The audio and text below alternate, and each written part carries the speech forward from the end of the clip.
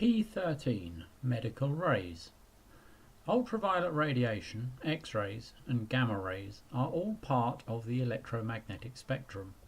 They all have a higher frequency and more energy than radio waves, microwaves, infrared radiation and visible light.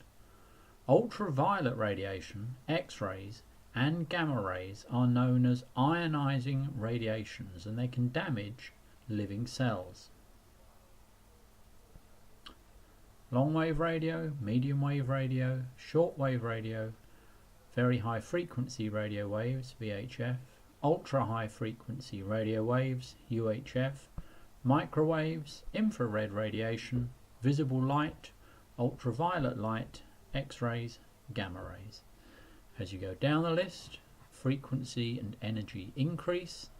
As you go up the list, wavelength increases. UV, ultraviolet, radiation comes naturally from the sun. Too much UV radiation can burn the skin and in the long term lead to skin cancer.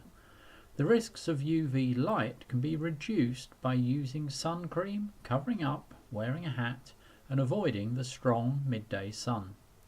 UV, ultraviolet radiation, can be used to treat some skin conditions. Vitamin D is produced in the skin when the skin is exposed to ultraviolet radiation in sunlight.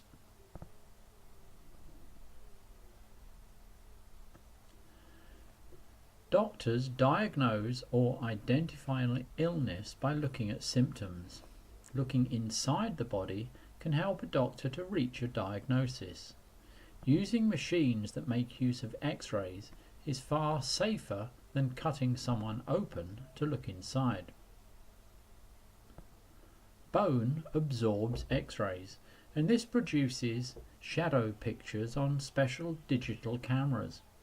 X-rays carry a lot of energy and exposure to them is dangerous. Doctors have to balance the benefits of X-rays against risks to the patient.